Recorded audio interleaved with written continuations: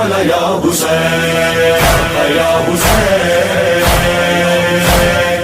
مولا یا حسین۔ معصوم فرماتے ہر شب جمعہ ہزارہا گنہگار وادی برہوت سے آزاد ہو جاتے ہیں۔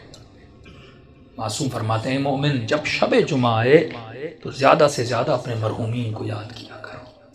ایک روایت میں آئے فرمایا جن کے والدین مرحوم ہو گئے، فرمایا ہر شب جمعہ تمہاری بوڑھی ماں تمہارے در پہ آتی ہے، تمہارا بوڑھا باپ تمہارے گھر پہ آتا ہے اور کیا سوال کرنے آتی ہے، میرے لال مجھے کوئی خیرات دو، مجھے کوئی ثواب دو۔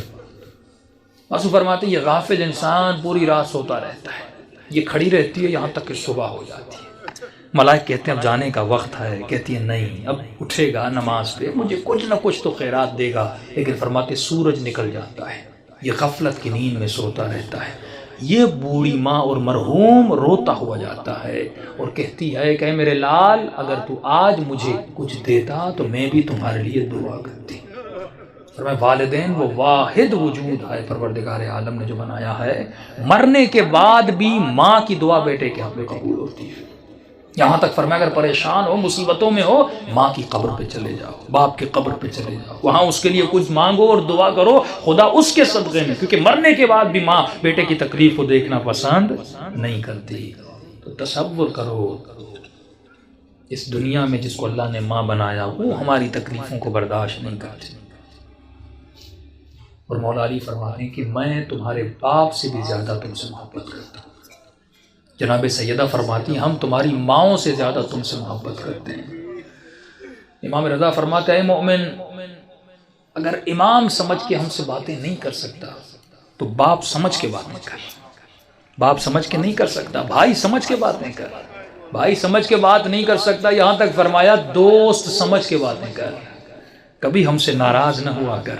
ایک مولا کا چاہنے والا گنہگار تھا، ساتویں امام کا زمانہ تھا، گلی پتلی سی تھی اور شراب کی اس میں عادت تھی، ہاتھ میں شراب تھا اور آگے بڑھ رہا تھا، سامنے امام کو آتے ہوئے دیکھا، شرمندہ ہوا کہ مولا کو کیسے میں فیس کروں گا، اس نے فوراً اپنا چہرہ دیوار کی طرف کر دیا تاکہ مولا گزر جائے اور مجھے نہ دیکھیں۔ امام جیسے آئے اس کے قریب آئے، اس کی پیٹھ پہ ہاتھ لگایا، کہا کہ اپنا منہ کیوں پھیرا ہے؟ فوراً اس نے چہرہ امام کا مولا میں نے دیکھا نہیں، بہانہ بنایا۔ تو امام نے کہا ہاتھ میں کیا ہے؟ جھوٹ بولتا مولا سے؟ جس نے کہا کیسے بتاؤں ہاتھ میں شراب؟ اس نے جھوٹ بولا کہ مولا میرے ہاتھ میں شراب ہے، میرے ہاتھ میں دودھ ہے۔ تو امام نے کہا اگر دودھ ہے تو تھوڑا ہمیں بھی پلا، ہم بھی پینا چاہتے ہیں۔ اب کہتا ہے میرے ہاتھ کانپ رہے تھے، تھا تو شراب اس برتن میں، کروں تو کیا کروں؟ کہتا جیسے میں نے اس برتن سے اس شراب کو اتارا تو وہ دودھ میں بدل گیا۔ امام نے ایک جملہ کہہ کے اور آگے ہو کر گزر گئے، فرمایا تو میرا چاہنے والا ہے، ایسا رہو جیسا ہمیں پسند ہے۔ دوسری بات امام نے کہا خبردار کتنے بھی گنہگار کیوں نہ ہو جاؤ لیکن کبھی بھی ہم اہل بیت سے پیٹ نہ دیا کرو۔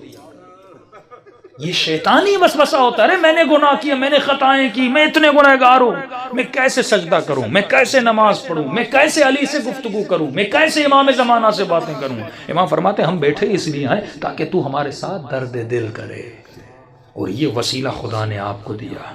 امام رضا فرماتے ہیں ہمارے چاہنے والے چھوٹی چھوٹی باتوں کے لیے ہمیں ہماری سیدہ فاطمہ کا واسطہ نہ دیا کرو، کیونکہ ہم ہر مصیبت برداشت کرتے ہیں لیکن اپنی دادی کی مصیبت برداشت ہم سے نہیں ہوتی۔